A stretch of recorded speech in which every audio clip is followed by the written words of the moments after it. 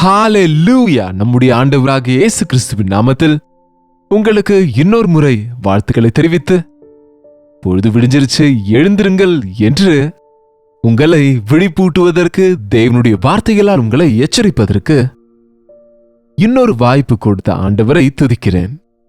எனக்கு தெரியும், உங்களில் அநேகர் முன்னாடியே நீங்க எழுந்துட்டீங்க, ஜெபம் செய்துட்டீங்க, ஆயத்தமாக இருப்பீங்கன்னு தெரியும். ஒருவேளை இன்னும் சிலர் படுத்திருப்பாங்களோன்னு அவங்கள தான் நான் எழுப்புகிறேன். 7 மணின்றது எல்லாருக்கும் அனுகூலமான நேரம். ஐஎஸ்டியின் படியாக ஒவ்வொரு நாளும் காலை 7 மணிக்கு அனுதின தியானத்தை கொடுத்து வருகிறோம்.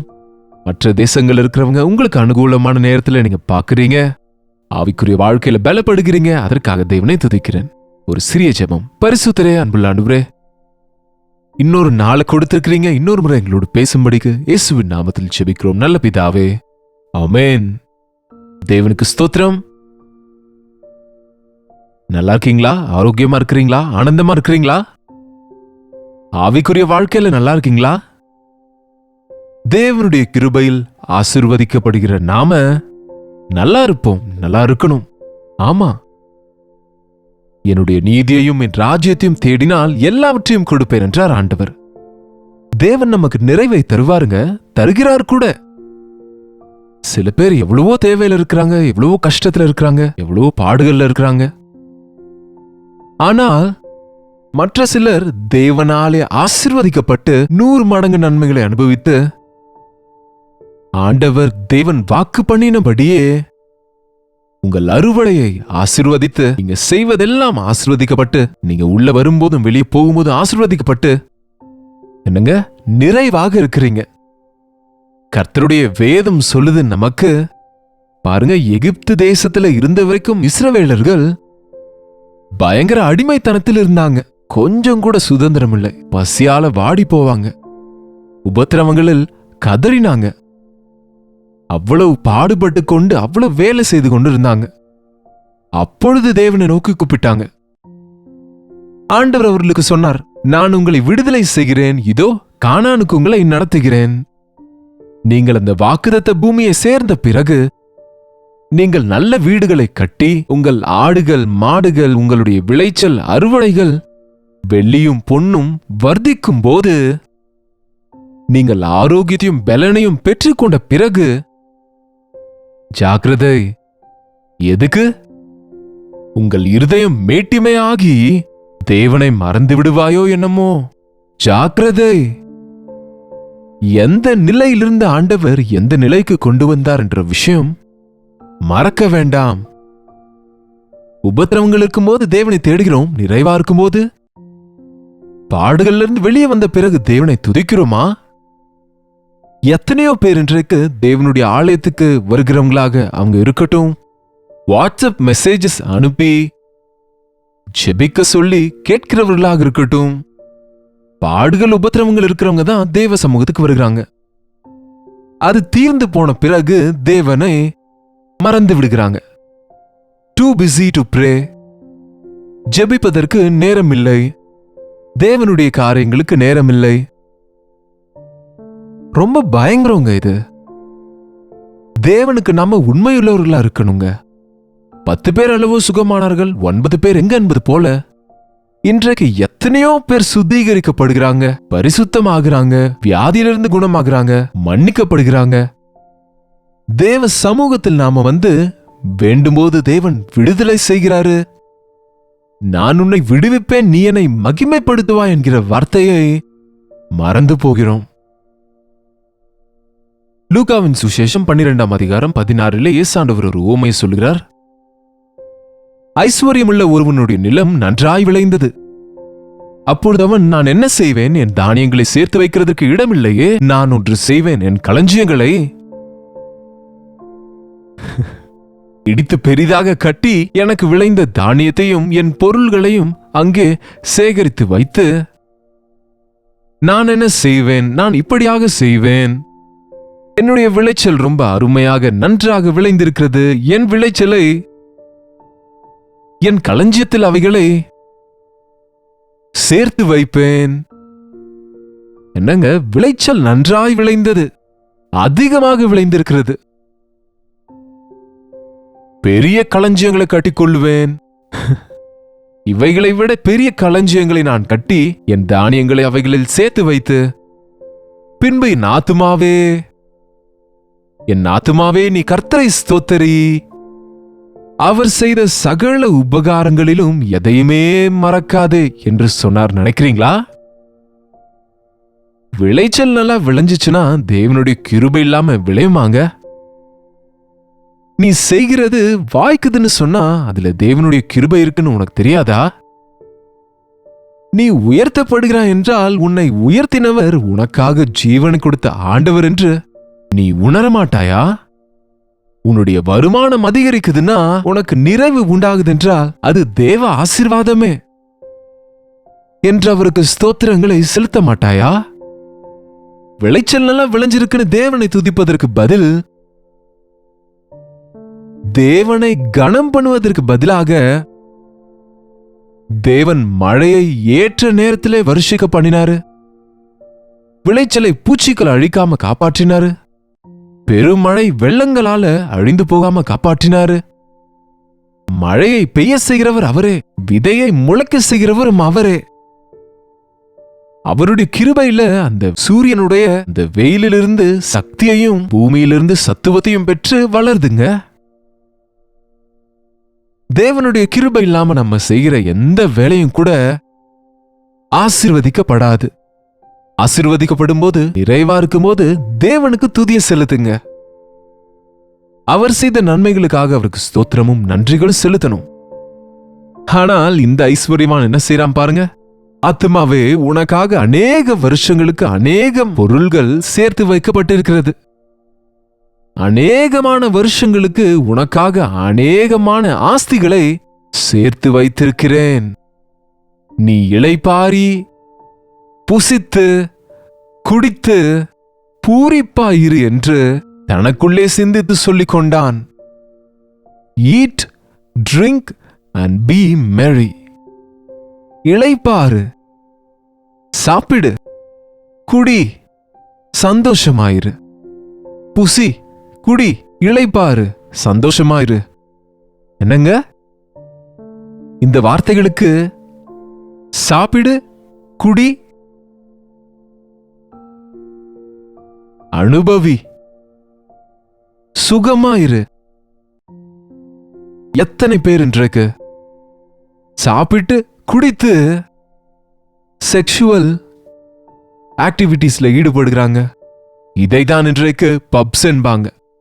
என்ன செய்வாங்க அங்க? குடித்துக்கொண்டு, ஆடிக்கொண்டு, அசுத்தமான காரியங்களுக்கு இடம் கொடுத்துக்கொண்டு. எத்தனை பேர் இன்றைக்கு பணம் அதிகமா இருந்தால், தேவன் கொடுத்த சந்தோஷம் இருந்தா, தேவன் கொடுத்த நிறைவு இருந்தா, இல்லாதவர்களை குறித்து யோசிக்கிறவர்களாயாவது, தேவனை துதிக்கிறவர்களாயாவது, தேவனுக்காய் அதை பிரயோஜனமாய் பயன்படுத்துகிறவர்களாயாவது, தங்களுக்காக தங்கள் குடும்பத்துக்காக பயன்படுத்துகிறவர்களா கூட இல்லைங்க. நான் என்கிறான் தவிர என் குடும்பம்னு சொல்ல பாருங்க. எத்தனை பேர் இன்றைக்கு மனைவி பிள்ளைகளுக்கு கூட அன்பை பகிராதவங்களா இருக்கிறாங்க, சுயநலமானவங்களாக இருக்கிறாங்க.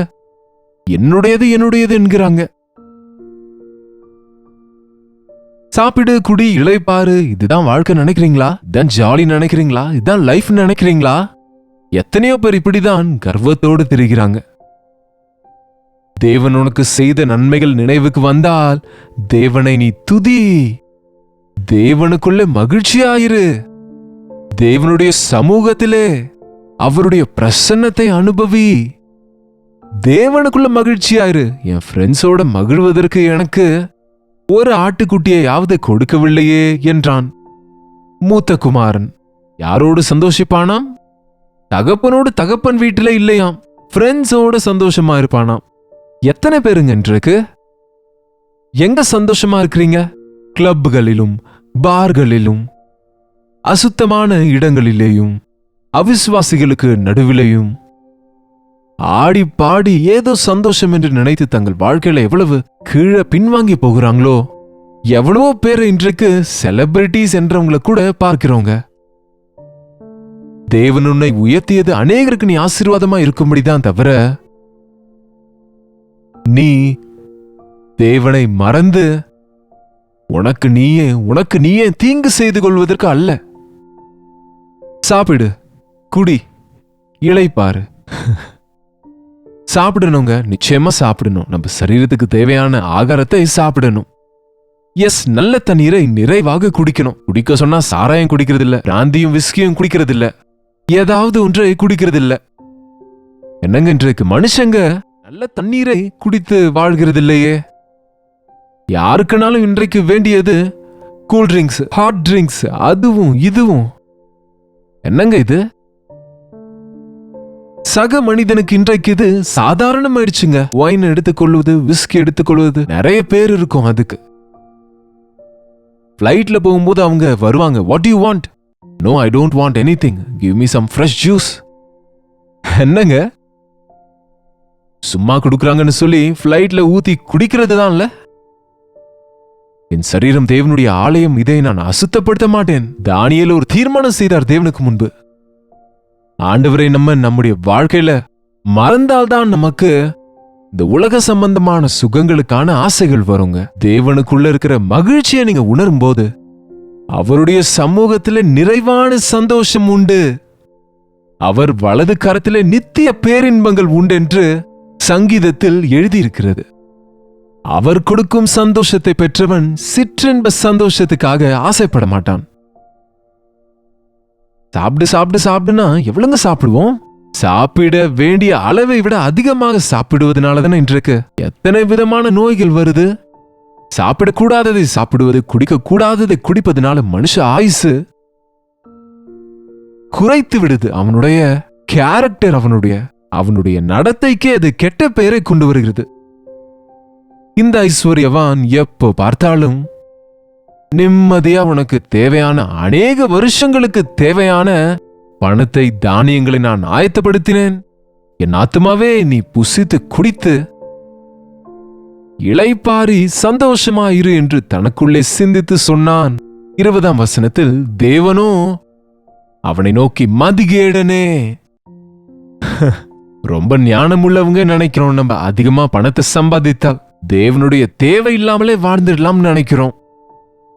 புசித்து குடித்து அதுல இருக்கிற சந்தோஷத்தை, இதுலதான் உண்மையான சந்தோஷம் இருக்கு என்று சொல்லுகிறவங்க ரொம்ப சந்தோஷப்படுகிறாங்க. ரொம்ப பணம் இருக்கிறவங்க அவங்க ரொம்ப நல்லா இருக்கிறாங்கன்னு சிலர் நம்மை போன்றவங்க அவங்கள பார்த்து போராமைப்பட்டு கொண்டிருப்போம். ஆனால் அந்த குடிப்பது வெறிப்பதிலே உண்மையான சந்தோஷம் இல்லாதது மட்டுமில்ல, அப்படிப்பட்டவங்க தேவனுடைய பார்வையில் மதிகேடரா இருக்கிறாங்க. மதிகேடர்னா பைத்தியக்காரங்களா இருக்கிறாங்க. பைத்தியக்காரங்களை பாருங்க, சும்மாவே சிரித்து கொண்டு இருப்பாங்க. ரோட்ல இருக்கிற குப்பைகளை பொறுக்கி கொண்டு தங்கத்தை எடுத்துக் கொள்ளுகிறோம் என்று நினைத்துக் கொண்டிருப்பாங்க. குப்பை காகிதங்களை பொறுக்கி ரூபாய் நோட்டுகள் கிடைத்தது போல, டாலர்ஸ் கிடைத்தது போல ரொம்ப குஷியா இருப்பாங்க. அதெல்லாம் அவங்க பைக்குள்ள வைத்துக் கொள்ளுவாங்க. அப்படிதாங்க இருக்கு இன்றைக்கு மனுஷன் வாழ்க்கை. நம்ம ஏதோ ரொம்ப மதிப்பானது நினைக்கிறோம், அதற்கு மதிப்பே இல்லைங்க. இந்த உலக சம்பந்தப்பட்ட சொத்துக்கள், பொருட்கள் இந்த உலகத்தில் மட்டுமே செல்லும். நம்ம தேசத்தின் கரன்சி நம்ம தேசத்துல தான் செல்லும், பக்கத்து தேசத்துல செல்லாது. எந்த நாளில் என்ன நடக்குமோ தெரியாது. தேவன் சொல்லுகிறாரு, நீ பல வருஷங்களை குறித்து யோசிக்கிறாய், புசித்து குடித்து இல்லை பாரலாம்னு. மதிகேடனே, உன் ஆத்துமா இந்த ராத்திரியிலே எடுத்துக்கொள்ளப்படும். அப்பொழுது நீ சேகரித்தவைகள் யாருடையதாகும் என்று அவனோடு சொன்னார். பைத்தியக்காரனே, இந்த இரவு உன்னுடைய உயிர் எடுத்துக்கொள்ளப்படும். இந்த இரவு உன்னுடைய ஆத்மாவை எடுத்துக்கொண்டால், இந்த இரவு உன்னுடைய உயிர் பிரிந்தால், நீ அநேக வருஷங்களுக்கு சேகரித்தவைகள் எல்லாம் யாருடையதாகும்?